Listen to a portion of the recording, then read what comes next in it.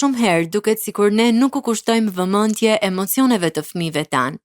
Por a e dini se forca e lidhjes nën-fëmijë është themeli i zhvillimit emocional? Për më shumë na ndiqni në programin e sotëm.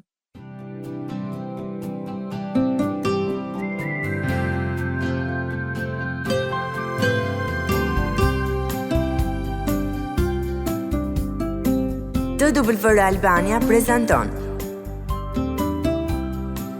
Shpresë për ty. Përshëndetje dhe mirë se vini në programin Shpresë për ty. Mikesha të dashura, është kënaqësi që jemi sërish së bashku sot dhe që ju na ndiqni e jeni besnike të programit ton. Unë jam Marta. Edhe unë jam Dena dhe ju përshëndes të gjithave. Përmes programeve tona ne synojmë që t'ju japim informacione të dobishme për çështjet e jetës së përditshme, si gra dhe nëna, dhe gjithashtu edhe t'ju përcjellim mesazhe inkurajuese që vijnë nga fjala e Perëndis, nga Bibla. Në programin e kaluar ne folëm për komunikimin efikas si themel mbi të cilin duhet të ndërtohet marrëdhënia nën-fëmijë dhe shpresoj me lutemi që ju të keni reflektuar nëse keni diçka që duhet ta ndryshoni në komunikimin me fëmijën tuaj.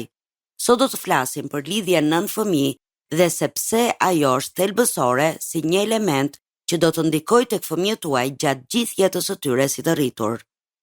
Marrëdhënia mes një nëne dhe fëmijës së saj është shumë më tepër se sa thjesht kujdesi fizik apo përmbushja e nevojave bazike. Ajo është një lidhje emocionale e thellë që fillon që në momentin e parë të jetës së fëmijës. Në fakt, shkencëtarët thonë se kjo lidhje fillon që në shtatzani, kur fëmia fillon të njohë zërin, ritmin dhe ndjesinë e nënës. Shumë e vërtet, Dena. Kjo lidhje është si themeli i një ndërtese. Sa më i fortë jetë ai, aq më e qëndrueshme do të jetë gjithçka që ndërtohet mbi të. Fëmijët që ndihen të dashur, të sigurt dhe të mbështetur që në vitet e para të jetës, zhvillojnë më shumë besim në vetvete, më shumë ndjeshmëri ndaj të tjerëve dhe janë më të aftë të përballojnë sfidat e jetës. Lidhja midis një nëne dhe fëmijës së saj është një nga lidhjet më të fuqishme, por edhe më të ndërlikuara që ekzistojnë. Siç e tha edhe Dena, ajo fillon të formohet shumë më përpara se fëmia të lindë, që kur nëna fillon ta ndjejë në trupin e saj, të dëgjojë rrajet e zemrës e të imagjinojë jetën që po vjen. Por lidhja e vërtet nën-fëmijë nuk është vetëm biologjike. Ajo ndërtohet çdo ditë në mënyrën se si nëna e sheh fëmijën e saj, se si i flet, se si e mban në krah, se si u përgjigjet nevojave të tij, edhe kur është e lodhur apo kur nuk ka fjalë për të shpjeguar atë që ndjen.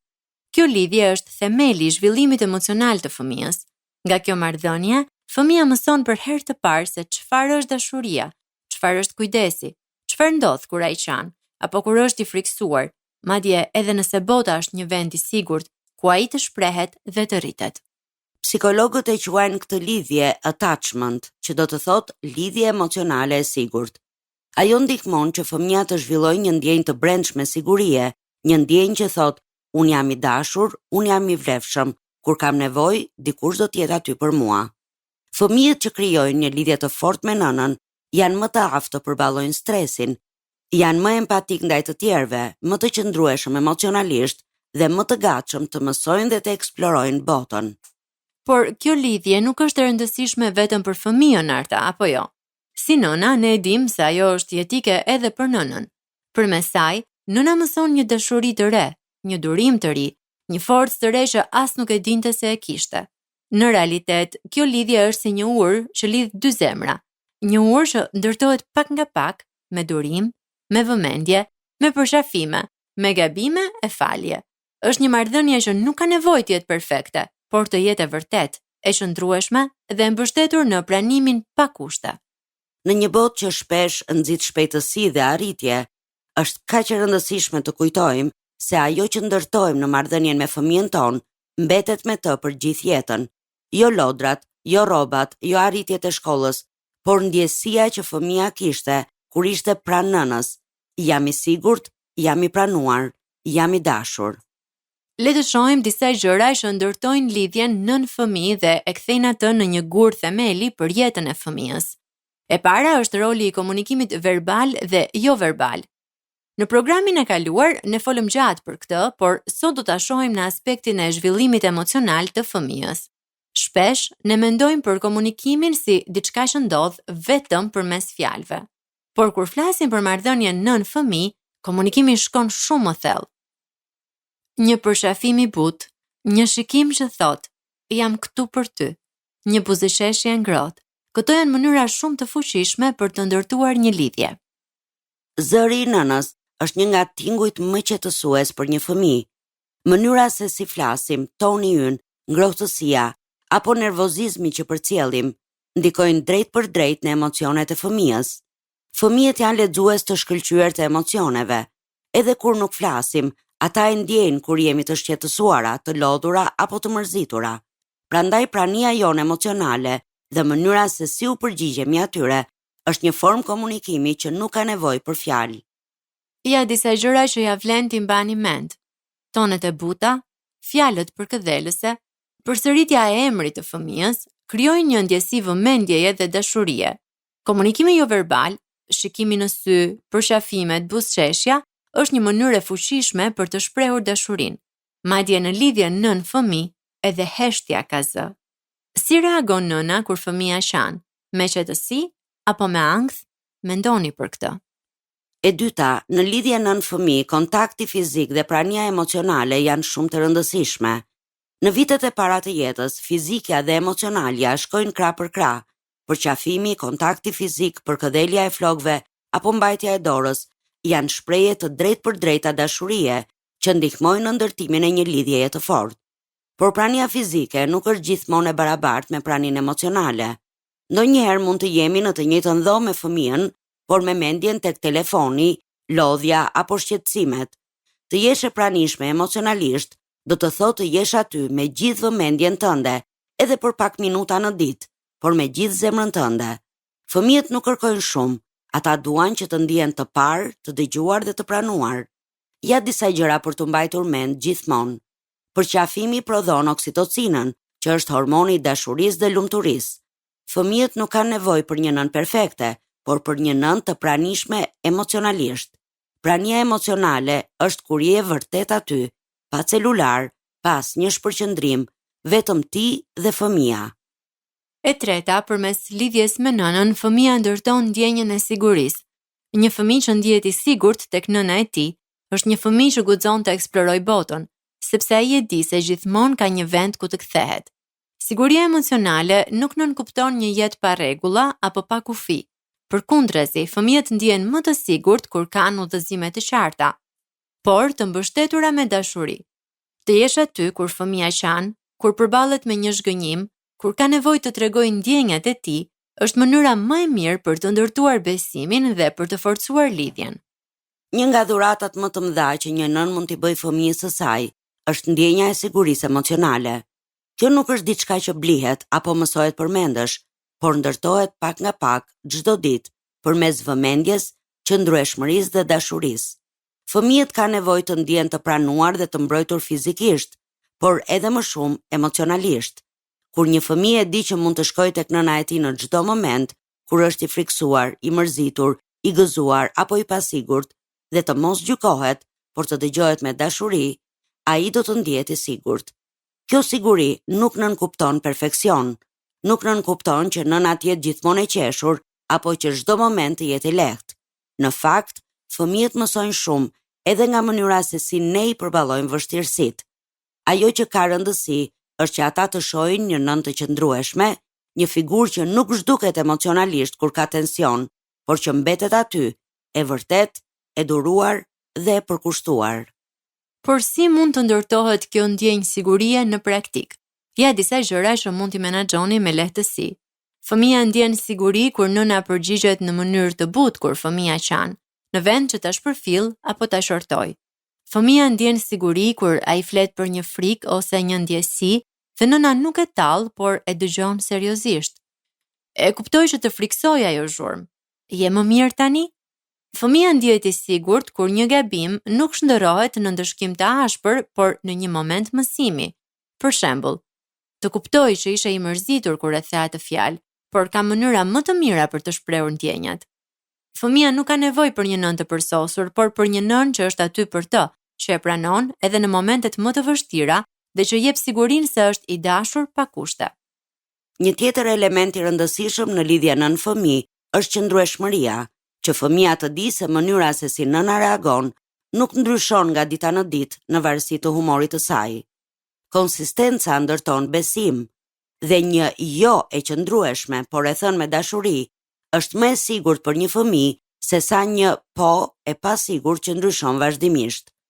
Kjo siguri nuk i bën fëmijët të dobët, përkundrazi, fëmijët që ndjen të sigurt në marrëdhënien me nënën janë ata që bëhen më të pavarur, më të qetë emocionalisht dhe më të hapur për të krijuar lidhje të shëndetshme me të tjerët.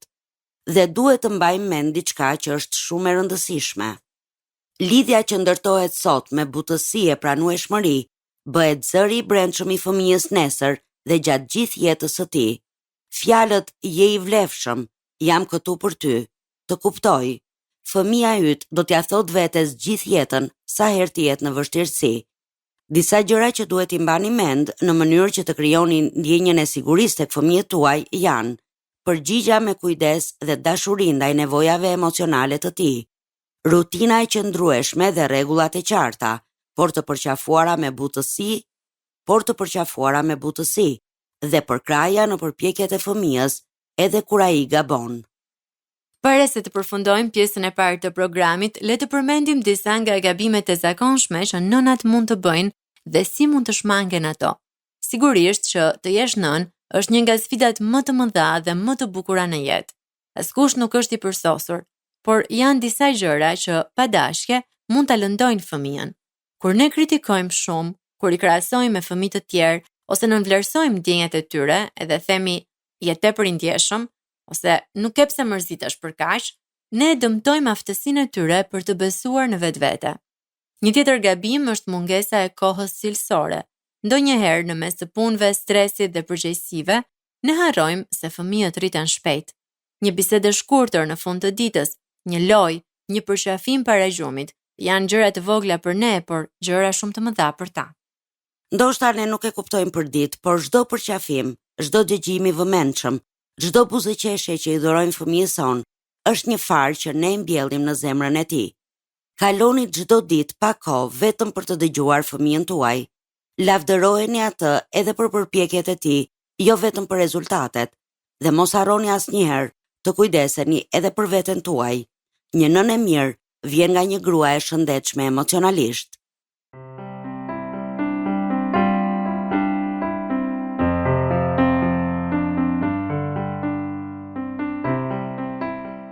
Jemi sërish në studio së bashku, mikesha të dashura, në programin Shpresë për ty. Kemi folur në pjesën e parë për krijimin e sigurisë emocionale të fëmijëve përmes lidhjes me nënën. Tani inkurajoni nga fakti se Perëndia është kështjella jonë e sigurt, ku ne mund të mbështetemi për siguri dhe mbrojtje në çdo moment të jetës sonë. Në një botë të mbushur me pasiguri, frikë dhe ndryshime të vazhdueshme, njeriu shpesh e gjen veten të dëshpëruar, duke kërkuar një pikë mbështetjeje. Në këto momente, besimi tek Perëndia bëhet burimi më i qëndrueshëm i sigurisë dhe paqes së brendshme. Perëndia nuk është thjesht një ide abstrakte apo një figurë larg realitetit tonë të përditshëm. Përkundrazi, ai është mbrojtësi ynë, forca jonë dhe streha jonë në kohë të vështira. Bibla e përshkruan Perëndin si një kalat të fortë dhe një mbrojtës besnik. Tek Psalmi 46 vargu 1, psalmisti thotë: Perëndia është për ne një strehë dhe një forcë, një ndihmë gjithnjë e gatshme në fatkeqësi. Ky varg na kujton se pavarësisht se çfarë ndodh rreth nesh, luftra, sëmundje, humbje apo dhimbje, Perëndia është gjithmonë pranë nesh, i gatshëm të na jap forcë dhe siguri. Shpesh njerëzit përpiqen të gjejnë siguri në pasuri, pozita shoqërore apo marrëdhënie njerëzore, por të gjitha këto janë të përkohshme dhe të paqëndrueshme. Vetëm një marrëdhënie e gjallë me Perëndin do të na jap siguri të vërtetë dhe paqe që ja tejkalon çdo zgjuarësie. Jezusi na fton të mos kemi frikë, duke na thënë: mos u shqetësoni për jetën tuaj, Ati juaj qellor e di se ju keni nevojë për këto gjëra. Ky mesazh na kujton se Perëndia kujdeset për ne më shumë se për çdo gjë tjetër dhe e njeh çdo nevojë tonën. Tek Psalmi 91 vargu 4 lexojmë: Ai do të të mbulojë me pendët e tij dhe do të gjesh strenën krahët e tij. Besnikëria e tij do të shërbejë si mburojë dhe parzmore. Kjo është një pamje shumë prekse që na jep ndjesinë e një sigurie të thellë dhe të butë, njësoj si një fëmijë që strehohet nën krahët e nënës së tij. Siguria që vjen nga Perëndia nuk është e kufizuar vetëm në mbrojtjen fizike, por ajo përfshin edhe paqen shpirtërore, forcën për të përballuar provat dhe shpresën për të ardhmen. Tek Romakët, kapitulli 8, vargjet 38 deri në 39, apostulli Paul thot: sepse unë jam i bindur se as vdekja, as jeta, as ëngjëjt, as pushtetet, as fuqia dhe as gjërat e tashme, as gjërat e ardhshme, as lartësitë, as thellësitë, as në një tjetër krijes nuk do të mund të na ndajë nga dashuria e Perëndisë që është në Jezu Krishtin, Zotin ton. Perëndia ka qenë, është dhe do të jetë gjithmonë siguria jonë më e madhe. Nëse e vëm jetën tonë në duart e tij, ne mund të ecim përpara pa frikë dhe të qetë, duke u mbështetur në premtimet e tij. Siguria nuk është mungesa e problemeve, por prania e Perëndisë kur ne kemi probleme. Në jetën tonë të përditshme, do të përballemi me pasiguri të ndryshme, që nga sfidat ekonomike e shëndetësore deri tek marrëdhëniet dhe krizat shpirtërore që na lëkundin besimin. Në një botë ku gjithçka ndryshon me ritme të shpejta dhe të paparashikueshme, njeriu kërkon të kapet pas diçkaje që nuk lëkundet. Në këtë realitet, Perëndia paraqitet jo si një qenie e lartë dhe e largët, por si një mburojë e gjallë, si një burim i palëkundur shprese dhe sigurie. Bibla është e mbushur me dëshmi të gjalla që tregojnë se Perëndia është streha e sigurt për ata që e kërkojnë atë. Psalmi 18, vargu 2 na kujton: Zoti është kështjella ime, fortesa ime dhe çliruesi im, Perëndia im, shkëmbi im ku gjej streh, mburoja ime, fuqia e shpëtimit tim, streha ime e lartë. Ky varg na ofron jo vetëm një përshkrim poetik, por edhe një përvojë të thellë personale. Një njeri që e ka provuar dorën mbrojtëse të Perëndisë dhe e njeh atë si një forcë të pathyeshme. Siguria jonë nuk buron nga rrethanat, por nga marrëdhënia jonë me Perëndinë. Nëse e njohim atë, nëse qëndrojmë pranë tij, ne mund të përballojmë çdo stuhi. Jezusi kur fliste me ndjekësit e tij, i siguronte ata me fjalë që mbeten të fuqishme edhe sot. Ai tha: "Unë po ju lë paqen, po ju jap paqen time. Unë po ju jap, po jo si i e bota. Zemra juaj mos u trondit dhe mos u friksoft." Kjo paqe dhe kjo siguri janë unike, sepse nuk varen nga rrethanat e jashtme, por nga prania e Perëndisë në jetën tonë. Ai na siguron se është me ne në çdo hap, në luginat e errta dhe në majat e gëzimit. Isaia kapitulli 41 vargu 10 na jep një premtim të qartë: Mos ki frikë, sepse unë jam me ty, mos e humb, sepse unë jam Perëndia yt. Unë të forcoj dhe njëkohësisht të ndihmoj dhe të mbaj me dorën e djathtë të drejtësisë sime. Nuk ka gjë më ngushëlluese për një shpirt të trazuar, se sa të dëgjoj se Perëndia vet është i gatshëm të ecë për krah me të, ta forcoj e ta ngrej sa herë që bie. Kur gjithçka tjetër dështon, ai mbetet besnik. Hebrejve 13 vargu 5 na kujton fjalët e tij: Unë nuk do të lë, as nuk do të braktis. Dhe kjo është siguria jonë e vërtet, një Perëndi që nuk ndryshon kurrë, nuk të harron kurrë dhe nuk heq dorë kurrë prej teje. Kur kemi Perëndin, ne nuk jemi kurrë të vetmuar, të pambrojtur apo të humbur. Ai është gjithmonë pranë, një ati dashur, një mbret i fuqishëm dhe një mik i ngushtë. Dhe kemi mbërritur kështu, mikesha të dashura, në fund të programit tonë edhe për ditën e sotme. Mund ta dëgjoni këtë program si edhe programet e tjera Shpresë për ty në YouTube dhe t'i ndani ato me mikeshat tuaja. Mjafton të kërkoni TWR Shpresë për ty dhe do të gjeni aty këto programe. Gjithashtu për çdo pyetje, kërkesë për lutje apo nëse doni të ndani historinë tuaj me ne, ju inkurajojmë të na shkruani një letër në adresën TWR Albania, kutja postare 130 Tiranë, të na dërgoni një email në twralbania@gmail.com ose të na shkruani një mesazh në faqen tonë në Facebook dhe Instagram Shpresë për ty.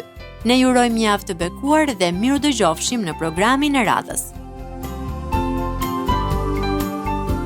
Ndoshët programin Shpresë për ty.